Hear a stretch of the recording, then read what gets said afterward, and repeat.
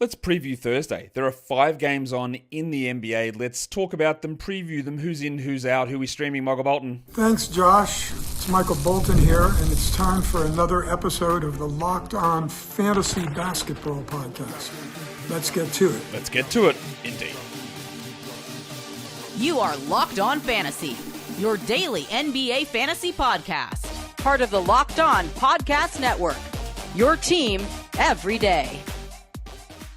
Hello and welcome to the Locked On Fantasy Basketball Podcast, brought to you by Basketball Monster. My name is Josh Lloyd and I'm the Game Boy to your GameCube.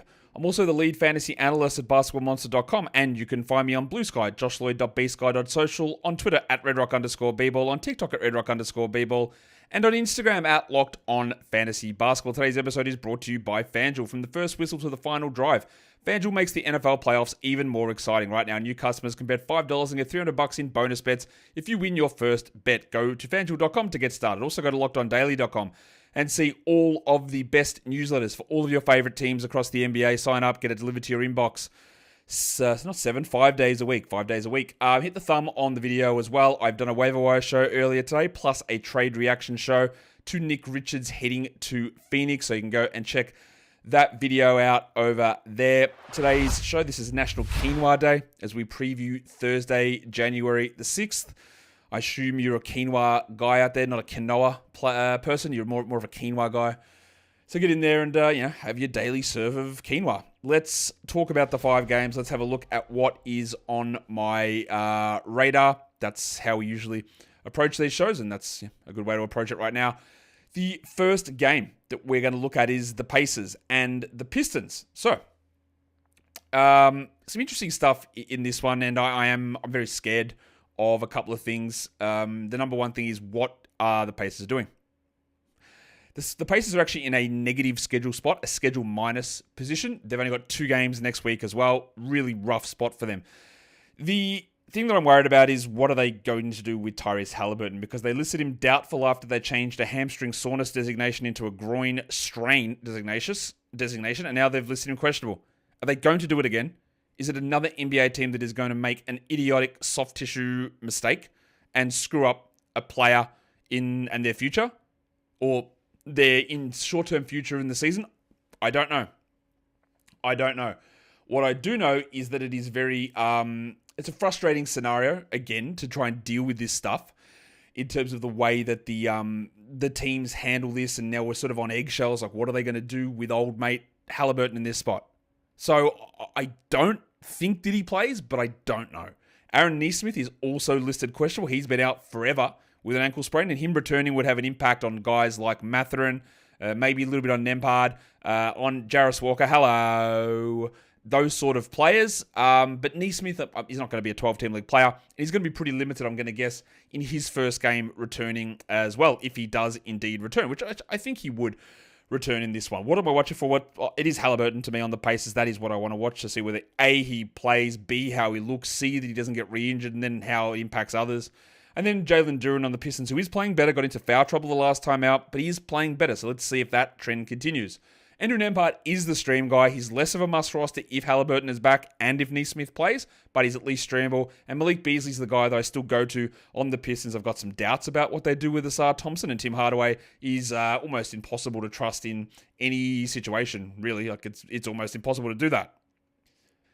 All right, the next game, Phoenix in the news at the moment. They're taking on the Washington Wizards. The Suns are 11.5-point favorites here. It is a schedule plus position for the Wizards in terms of who is in or out. We know that Yusuf Nurkic is out. We don't expect BDNR to play. It happens, but it's unlikely that he's able to play one day after a trade. But he might. Bradley Beal is doubtful. And then on the Wizards side, Marvin Bagley is out and Malcolm Brogdon, they're out too. Well, he's out too. Revenge game spots? Well, it would be Bradley Beal, but of course, he's not going to play. So Tyus Jones and Monty Morris. Rashawn Holmes has played for both teams. Cool. I said there that I wanted to watch Bradley Beal, but now I realize I don't want to watch Bradley Beal because he's not playing. So he's not on my radar to watch. It's really, what are they going to do if Richards plays? That is the key thing to watch. But I don't know that Richards is going to be available to play. In Washington, Kuzma. Do I get the Kuzma that plays 35 minutes and dominates an offense? And by dominates, I mean just has the ball in his hands and not playing well, but dominates it? I don't know. Or do I get this passive 29-minute guy who takes 4 shots? It impacts so many things, and we need to watch it. In terms of stream, guys, there's quite a bit in Phoenix. It's going to depend a lot on Richards and his availability, but O'Neal and Allen, and even Jones gets a boost because Beal's not going to be there. And even Ryan Dunn. And then you look at Washington. It's probably Bub Carrington, but you could also throw Kispert into that mix. If Sarr is available, he's the priority over all of those people. Let's look at the next game. It's Cleveland. It's Oklahoma City. And unfortunately, we got some annoying and bad news about the Thunder because we got a calf strain for Isaiah Hartenstein. Not good. He's going to be out at least a week. I would think it's probably a little bit longer than that, but that just dropped as well. The Thunder are in a plus schedule position, a schedule plus spot. They're 2.5-point favorites here at home. Ty Jerome is questionable. He's actually a revenge spot for Ty as well, dealing with an illness, and then Hartenstein and Chet Holmgren are out. On the Cavs, I want to see Max Strus in his role, and do they push it any further? What does it mean for them with him sort of playing up and down, but minutes in the low 20s? And then on the Thunder, Cason Wallace, I want to keep watching what those minutes look like because obviously he played really well last time out against whatever that Sixers squad was, and he's been getting 30 a night. Is that a thing that's going to continue? Because they're going to have to play smaller at times this season or for this period of time. On the stream side, we go to Cleveland and Karis LeVert. You could throw Max Strus in there as well. I think they're the pretty clear options. And in OKC, I'm going to go Pig Williams. Now, last time when Hartenstein was out and Chet was out, Jaylin Williams was also out. So the other Jaylin Williams, the Broncos started. But that's not the case here. You've got Kenrich Williams and Pig Williams as options to play. And I think Pig Williams will at least, if not get the start, he'll play starters minutes. They might be able to run a situation where they do go and Aaron Wiggins starts and Jaylin Williams, the Broncos starts. But tall Jaylin Williams, I think, is going to be a good streaming option, given that absence or not likely absence, definite absence of Isaiah Hartenstein here in the short term. The next game is the Clippers. They are going up to take on the Portland Trailblazers. The schedule plus spot here is for Portland. The Clippers are coming into this one on a back-to-back. I don't expect the Kawhi plays. He's available Wednesday, so he won't play Thursday. Thibel's going to be out. I had labeled Donovan Clingan as doubtful, but the news did just drop on that as well, that he has an ankle sprain and he'll be reevaluated in a week. So it's at least a week for Clingan. Stick him in your IL slots. Just another further setback for a big man who had multiple lower body issues across a couple of years in college and now has a knee and an ankle. Not great in terms of the size of his frame and those multiple injuries sort of racking up at the moment. I don't know about facial contusion legend Jeremy Grant. I don't know about Denny Avdia, who missed the last game with an ankle issue. And I don't know about Robert Williams, the Time Lord himself. The Rock DJ. He's dealing with an illness. I would expect that he will play here, Rob Williams, and then we'll see about Denny and Jeremy Grant after that. There's a lot of guys that play for the Clippers that used to play for the Blazers. Chris Dunn, Norman Powell, and Nick Batum, if you want to believe in any of that stuff. I want to watch Scoot because he was great last time out. But like I said in the recap, like I said in the waiver wire show today, Jeremy Grant and Denny Avdia were both out. Does Chauncey Billups lean in and give Scoot 30 minutes a night? Play the 240 game. Really bloody hard to get there. It is really hard to get there unless they make really tough calls on some players. And I don't know that they will. But Denny and Grant might just be out. And that might mean it's Scoot time. On the Clippers, Chris Dunn is probably going to be a stream because Kawhi's not going to be there. So 27, 28 minutes, 4 assists, 5 assists, 2 steals, a block maybe from Dunn. This is the spot. And then Tamani Kamara took a million shots last time out. Not sure that's going to be the consistent way they go about it, but there's an opportunity there. We know he's going to start. We know he's going to get good minutes. Do we know that he's going to get huge production? Not necessarily, but he's in the mix for us there, Tamani Kamara, as at least some sort of an option. We've got more games to talk about, more streaming and schedule stuff. But today's episode is brought to you by FanDuel Sportsbook. The first whistle, the final drive. FanDuel covers it all for the NFL playoffs there to make it even more exciting. And now new customers can bet $5, win your first $5 bet, and you get $300 in bonus bets if you win that bet. That is $300, and that keeps the action going. The FanDuel app is easy to navigate. The variety of bets in there all across the board, spreads and money lines, totals, individual team totals, touchdown scorers, props, all of that is available over on FanDuel. So go to FanDuel.com and join today and get started with $300 in bonus bets. at FanDuel.com. Make the playoff season unforgettable with FanDuel, an official sportsbook partner of the NFL, and don't forget to gamble responsibly. Today's episode is also brought to you by Skims for Men's. Skims for Men's. It sounds stupid that I said it that way because that's not how I'm supposed to say it. It's Skims for Men. And Skims Men's is also the way I can say it too, but it is a product that is Skims. And we've seen Skims around, but it's been for women, but now it's for men. So we've got multiple sizes, multiple styles. We've got multiple levels of length of underwear, colors, fabrics, everything that you need in a pair of comfy undies. Skims is going to bring it to you. Classic briefs, boxer briefs, the perfect balance of comfort and style. Whether you're working out, running errands, whatever you're doing, Skims is going to be the best pair of underwear that you've owned, and it feels like you're wearing nothing at all. So, shop at Skims Men's at skims.com/LockedOnNBA or at Skims stores and let them know that we sent you. After you place your order, select podcast in the survey and select our show in the drop-down menu that follows. All right, let's talk about the other the games. How many games have I got left to talk about? I think there's, only one more game for us to get into here. Rockets and Kings. We're going into Sacramento for this one. Back-to-back for the Rockets as well. It's a schedule minus spot for Sacramento, so it's a really not a great spot for them to be in. You've got much fewer games. That sounds just, you don't have any games. Schedule minus. Jabari Smith's going to be out. Tari Eason, I'm expecting to be doubtful. He's still doubtful for Wednesday, so I think he'll be doubtful for Thursday. Steven Adams is apparently playing on Wednesday, so that means he probably doesn't play Thursday. Jock Landale. He's out on Wednesday, so I'm going to put him questionable on Thursday. And the other one is Malik Monk, who missed the last game. That meant Keon Ellis started. So I'll put Monk with a questionable tag here for this game right here. In terms of what I'm watching, Keegan Murray, I have to watch Keegan Murray and see if we can get a level of usage bump or a bit more consistency in shooting. It remains frustrating.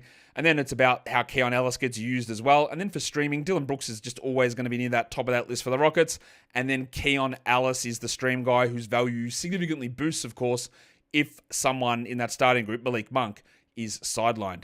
Let's take a look at some schedule plays that we can look at now across the next little bit of time, including back-to-backs on Thursday, Friday. And on back-to-backs Thursday, Friday, there's only one team. The Oklahoma City Thunder are the only team with a Thursday, Friday back-to-back. Hartenstein's out, so Pig Williams. Alex Caruso might sit one of them, so Cason Wallace, Aaron Wiggins, Isaiah Joe, Kenrich Williams maybe. There are opportunities that are going to be there because they are the only team with a back-to-back, and that you should pay a little bit of attention to. If you want to get chunky and look at the next 5 days, who's got 3 games? All of these days are streamable.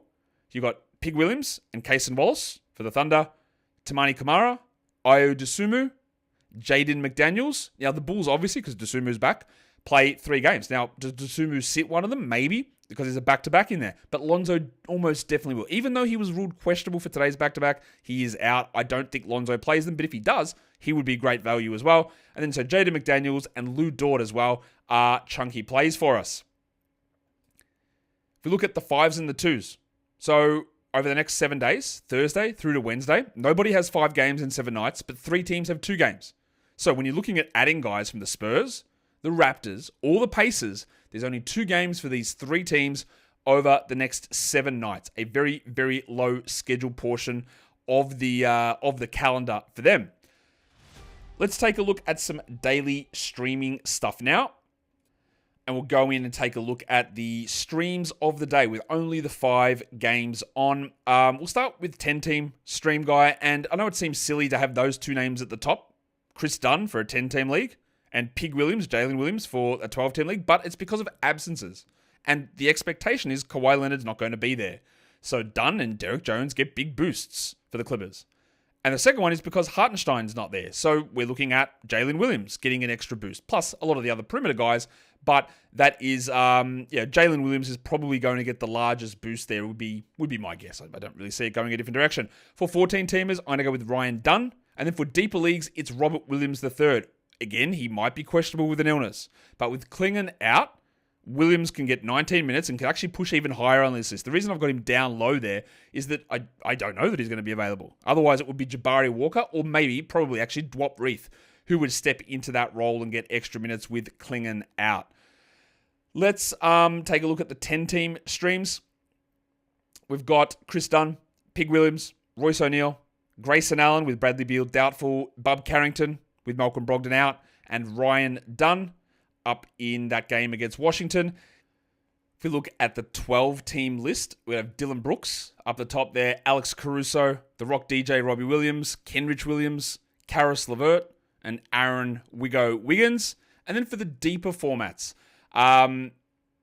Obi Toppin, Derek Jones, the Winter Soldier Max Strus, and then I've got the centers there for the Hornets, but again, they might not do anything because Richards might play. So I've got the Cockroach Mason Plumlee and Oso Iguodaro, and then there's Tim Hardaway Jr. sitting there as well. I'm going to come back and give you the points streams of the day in a sec, but before I do that, today's episode is brought to you by Robinhood Gold. Yes, with Robinhood Gold, you can now enjoy the VIP treatment, receiving a 3% IRA match on retirement contributions. The privileges of the very privileged are no longer exclusive. With Robinhood Gold, your annual IRA contributions are boosted by 3%. Plus, you also get 4% APY on your cash in non-retirement accounts. That is over 8 times the national savings average. The perks of the high net worth are now available for any net worth. The new gold standard is here with Robinhood Gold. To receive your 3% boost on annual IRA contributions, sign up at robinhood.com/gold. Investing involves risk. 3% match requires Robinhood Gold at $5 per month. For 1 year from first match, must keep funds in IRA for 5 years. Go to robinhood.com/boost. Over 8x the national average savings account interest rate claim is based on data from the FDIC as of November the 18th, 2024. Robinhood Financial LLC member SIPC. Gold membership is offered by Robinhood Gold LLC. All right.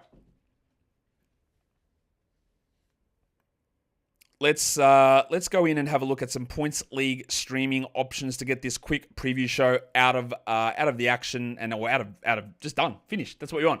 For Yahoo points, Pig Williams, Andrew Nembhard, Grayson Allen, Royce O'Neal, Carlton Carrington, and Dylan Brooksy Brooks. And for ESPN points, it's a little bit different, not much, but a little bit. You still got Jaylin Williams at the top, followed by Andrew Nembhard, Grayson Allen, Royce O'Neal, Chris Dunn, and the Hong Kong mattress, Cason Wallace. That was a quick and a little bit late daily look ahead on National Quinoa Day, so make sure you're getting your lineups ready. Aware of the trade of Nick Richards to Phoenix, aware of the Isaiah Hartenstein injury, aware of the likely Kawhi Leonard absence, and the Donovan Clingan injury as well. Hit the thumb on the video, leave your comments down below, and again, let's just keep it rolling. It's annoying at this time when things are happening, but let's look on the bright side. Who are we picking up? What moves are we making? What did you do that was good today? Focus on it, be good. Guys, we are done here. Thank you so much for listening, everyone. See ya.